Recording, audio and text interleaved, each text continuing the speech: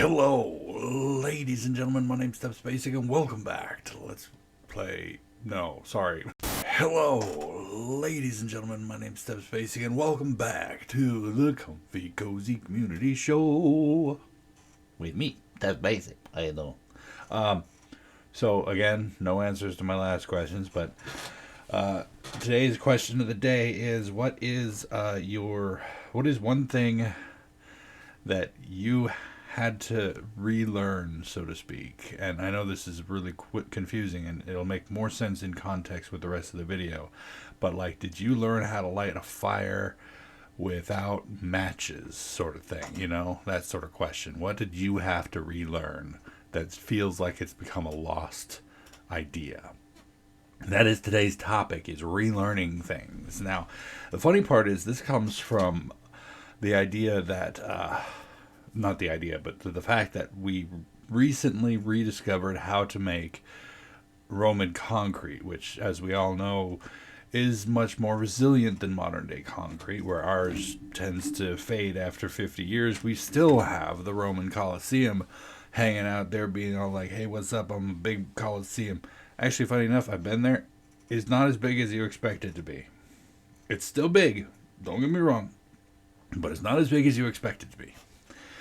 But this got me thinking about other things that we have relearned, so to speak, in our time. And a lot of it comes down to the psychology of it, I guess, if you want to call it that, the sociology of it. A lot of it comes down to failure from our parents, obviously, but also in some cases failure from their parents. And as a result, we end up losing ideas and whatnot. Now, of course, that's not all cracked up to be. I mean, wars, burning of libraries in Alexandria, etc., etc. That's how we can lose a lot of information and whatnot. That sort of thing can lead to the loss of knowledge. But then there's certain things like, what did we as our generation lose from our parents because our parents didn't take the time to teach us this stuff? Now, credit to a lot of modern families, you know. We were a single family home, or a single parent home, for a while, and I never got to know my dad, so you know, some of the things I learned I had to learn on my own, and as a result, you know, I either don't do it or don't do it very well. Number one being, of course, my shaving. I try not to shave a whole lot, mostly because it's uncomfortable, and partially because I'm not even sure if I'm doing it right. But of course, that's not going to be a lost art anytime soon, because I think, man, I've been shaving since the dawn of time. Maybe not, because you know, we need hair to keep ourselves warm because of fire and whatnot. And that's one thing that I do find interesting. Like those of us who go out, like camping and whatnot, we're most likely not going to forget how to light a fire. We know how to light fires without matches and stuff. Of course, granted, we do have a lot of easy ways to do it. You know, people can carry flint and tinder in their, or flint and steel in their pockets now. Tiny little metal and stone rods that just strike against each other to make fires and whatnot. But then, like back when I was in the Boy Scout, well, I was never actually in the Boy Scout. My brother was in the Boy Scout. I was just an annoying tag-along, which is a Girl Scout cookie. I was a Girl Scout cookie. Nice.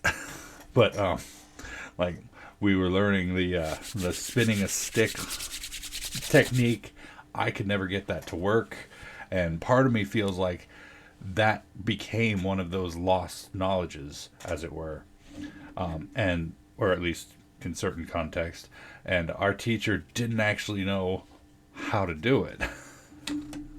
This was back in the early 90s, of course, so you know, might have been a little bit different for people before that and people after that, especially when, you know, we have the addition of different ideas and whatnot, such as the rope, the bow, and how you could just sometimes just strike it or shave it.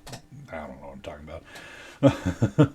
Of course, I myself am still better at lighting a fire than a lot of my friends, But, I never learned how to do the old ways, as it were. And that's not just the only thing that we've lost, certain aspects and methods for doing things. And sometimes, admittedly, sometimes the reason we forget these things is because we've developed a better way.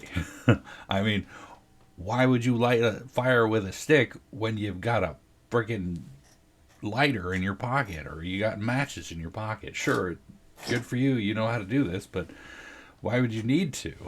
I mean, if you're going camping, maybe, but that same time, just bring a lighter. I mean, heck, we even have those friggin' those cans that you just open up and it's not oil and it's like it starts to get hot and stuff. Pour water into an MRE pack and it immediately starts to heat up and you don't even need fire for it. So there is a good reason to lose some of the older stuff. Now, in cases like the Roman concrete, that's not exactly true, but like in cases of fire or, how to purify water or to purify water, those cases, there are better techniques and better tools nowadays, so we don't even really need to know that. However, we always got to remember that the potential for economic and societal collapse is a thing. There is a potential for that, and it's unfortunately the most likely scenario for a doomsday or a what do you call it? A apocalypse scenario. There we go. Got my third eye open. So, knowing how to do these things without the tools is, in my opinion, still pretty darn important because there's not always going to be lighters and matches and whatnot. But I do have to give us credit as human creatures. We're pretty good about figuring stuff out. Sometimes it takes us a few tries, but we figure things out.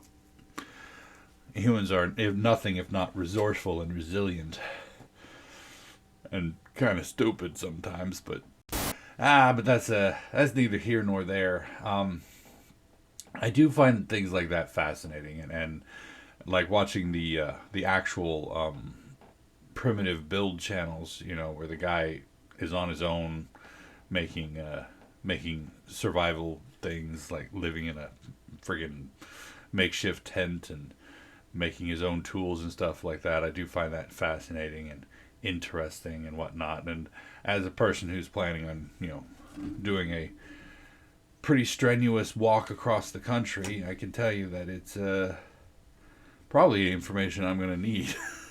At least on a personal level, it's going to be something I'm going to need to know. Stuff I'm going to want to know. Because, can't just survive on my own, because that's a lot of stuff I'd have to carry. And apparently the best I can do is 4 miles an hour before my shins start to cry at me. They're so whiny, man. You imagine that, though? 4 miles an hour across about 3,000 miles of terrain. That's going to take... I could do the math on that. Figure out how many hours it's going to take. I like this type of weird math. We're just going to call it an even 3,000. 3,000 miles divided by 4 equals 750 hours divided by 24. 31 days? That's not accurate. That doesn't seem accurate, does it? Maybe non-stop, because I definitely cannot keep that pace up. I know, like, I was definitely, what was I doing? I was walking, like, I was testing to see, like, my max speed is, like, 5 miles an hour, and I can do that for 1 hour. And then it significantly drops off after that. So it's like I can go 5 miles an hour for an hour, and then the rest of the 5 miles, it'll take me 2 hours. So 5 miles an hour, and then 10 miles in 3 hours. So it's like, oh yeah, because the shins, the shins. Apart from that, the question of the day, of course, was what sort of information have you reclaimed from the annals of history? Have you rediscovered and sort of thing? And of course, obviously, personal level, probably not a whole lot. But, you'll see a lot of those, people who do things like, I wish I'd have known this before I was in my 30s. Well, the fact of the matter is we don't talk about those sorts of things anymore because there's better ways to do things. I'd say that the best thing I've ever learned is that one of the biggest contributors to our bad health in America it comes from the fact that we don't do things ourselves. And it's a weird thing to say, I know, but we don't do things ourselves anymore.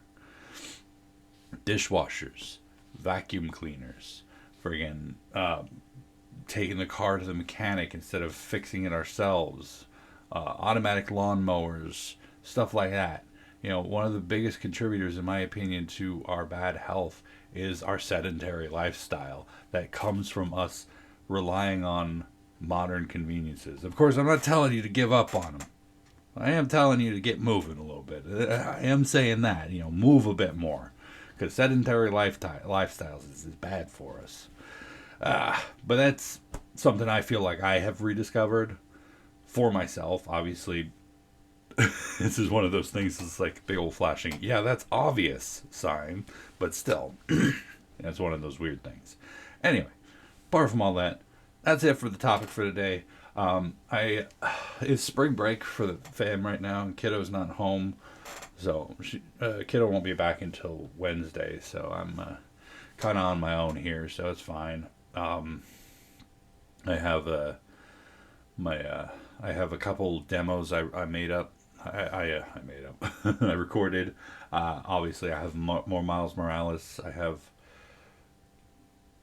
5 days worth of Miles Morales. So we got one for today all the way up until Friday. 2 more Breath Edge in reserve and 2 demos. So yeah, we're good for this week. I do want to record some more stuff though. Apart from that, no real announcements. I am almost done with Miles Morales. I've probably got like 3-4 more episodes at most. And so 1 more week. And yeah. Apart from that, that's going to be it for me for today. Thank y'all so much for joining me for this episode of The Community Show. Hopefully you enjoyed it. And if you did, please go and poke that like button for me. If you'd like to see more from me, make sure to hit that subscribe button. And of course, as always, you're more than welcome to leave a comment in the comment section down below. And I'll get back to you as soon as I can. And when I can, if I can. All that jazz. And tune in next time for another topic, another time. And until then,